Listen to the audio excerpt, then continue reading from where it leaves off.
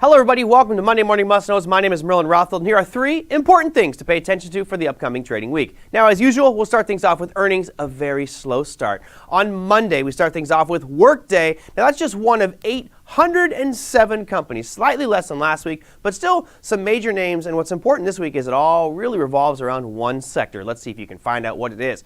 Let's go to Tuesday, which brings us Salesforce, Target, Baidu, Kohl's, Nordstrom's, Ross Stores, and Urban Outfitters. Wednesday brings you Viva Systems, Abercrombie & Fitch, and American Eagle Outfitters. Thursday, you've got Broadcom, Costco, Best Buy, Marvell Technology, and Burlington Coat Factory. And Friday, rounding it out, we've got Dole. Let's have a little pina colada for the weekend. Now, in case you didn't figure it out, all those ones in red are retailers. Now, the last retail sales number we saw was actually pretty rosy, so we'll have to wait and see how these earnings post, but just decided to post them there saying, look, we've got a lot of retail companies reporting earnings this week. Now, let's move on to something that's much bigger, much more impactful than those earnings, which is going to be some central banks. Yes, we hear so much right now about the U.S. potentially raising rates in March. Well, wait a minute. There's a lot of other central banks around the world, so let's take a look at 2 reporting this week which may be raising their rates. Now, the first one to look at is the Reserve Bank of Australia. The Southern Hemisphere right now going to stay at 0.1%. You can see it says equal 0.1%. Now, there is a lot of talk about raising rates, but right now they're expected to stay the same. And what's interesting is their neighbor to the east, New Zealand, has gone from 0 to 25 basis points to 50 to 75 to 1 full percentage point over the last few months. So New Zealand aggressively raising rates, and Australia's over there on the side saying, hold on a second, we'll just take our time. That's happening Monday at 10:30 p.m. Eastern Standard Time will be that Australian dollar announcement. Now, there's another one happening next week as well. That's the Bank of Canada. That's going to be Wednesday at 10 a.m. Eastern Standard Time, and they're expected to raise from 25 basis points to 50 basis points, so a slight increase there. What makes this so significant? Well, right now we are in the midst of, let's call it an inverse currency war, right? For the past few years, it's been cut it and get as low as possible.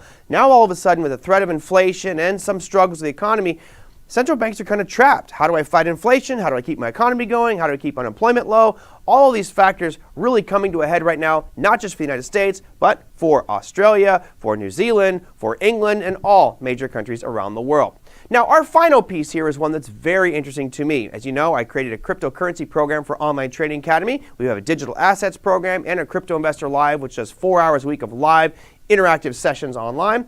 Crypto is fantastic. However, there has been a huge decline in the market capitalization of crypto.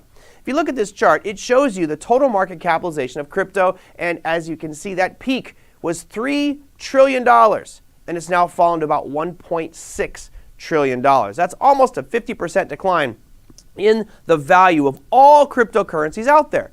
You're probably scratching your chin going, well, why would that be? I know some of you think crypto is a scam. Others think it's the greatest thing since sliced bread and it's the future.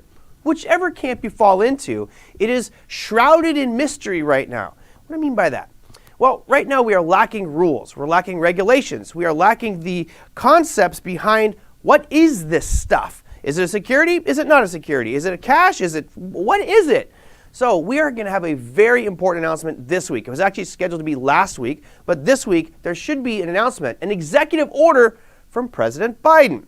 Now, why is this so significant? It's because that uncertainty and not knowing these rules or what these cryptocurrencies are and how they fit into our financial system, that has created a decline in the markets because of uncertainty. Now, this coming week, we have multiple, announcements that could be impacted. For example, you can look at one here like Ripple. Ripple was designed to be a payment system, a cross-border payment system to maybe replace SWIFT. That right now is under SEC scrutiny because it is deemed to be a security. Well, we don't really know what that means. So hopefully we'll get some clarity on what a security is. Next, you have things like stable coins. What about DAI? What about Tether, USDC, UST? What are these things, and do they get covered by FDIC insurance, which would make, of course, us as investors very happy. That might come out this week as well. Move on to things like privacy coins. Is there a way for us to stay anonymous? Do governments like that? Do they want to fight that? We'll get their stance on privacy coins. And finally, you have things like exchanges. There are so many exchanges around the world, over 400 different exchanges for cryptocurrency, and not a lot of rules around what those exchanges can do. So we've seen a huge decline in the total value of cryptocurrency over the past few months simply because of indecision, and maybe it's got a little bit too much move to the upside due for a retracement.